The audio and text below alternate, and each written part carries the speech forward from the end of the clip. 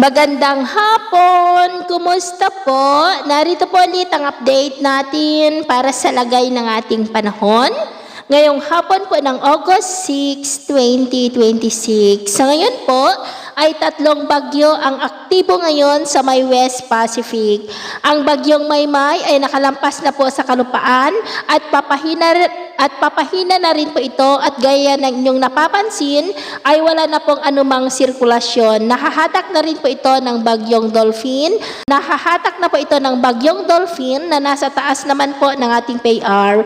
At may isa pa na bagyo na nandyan sa may southeast ng Japan pero wala naman po itong direktang epekto sa ating bansa. Atin naman pong wind map forecast, patuloy na mahahatak ng bagyong Dolphin ang habagat na siya pong patuloy na magpapaulan sa bansa. Posible na maglandfall sa China sa darating po na Lunes pero mananatili pa rin na malakas ang bugso ng habagat next week at posible pa na may panibagong sama ng panahon na mabubuo sa silangan ng bansa sa labas ng PR na siya pong patuloy na manghahatak ng habagat at ito naman ay pinapakita ng forecast model natin pong ginagamit hanggang po sa susunod na 2 linggo. At sa lagay naman po ng ating panahon, ngayong hapon ay nakakaranas pa rin ng maulap na kalangitan with isolated rain sa ilang bahagi ng Isabela dulot po ng bagyong Maymay.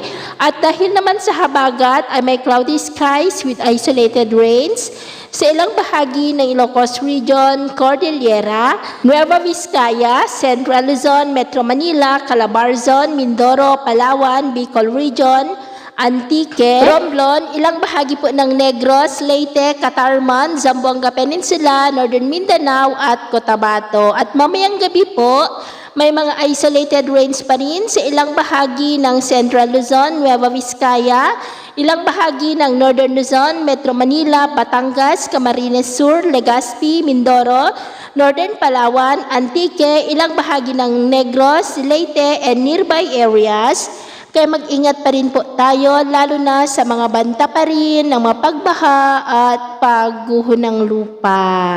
At sa atin naman pong mga baybayin, dahil po sa pinagsama-samang epekto ng bagyong Dolphin, bagyong Maymay at habagat, ay maalon po ngayon sa silangang baybay ng ating bansa, Batanes Seaboard, Babuyan Island Seaboard, at kanlurang baybayin ng Luzon na ang mga alon po ay posibleng aabot hanggang sa 2.5 to 4.5 meters height. Kaya hanggat maaari po, ay iwasan na muna natin ang papalaot dyan sa mga may kulay pula para mas makaiwas sa mga sakunang pangkaragatan. So, ito ang latest update natin sa araw na ito. At ako muli si James na nagsasabing sa kahit anong pagsubok po na darating sa ating buhay, huwag po tayong mawawalan ng pag-asa. Thank you and God bless!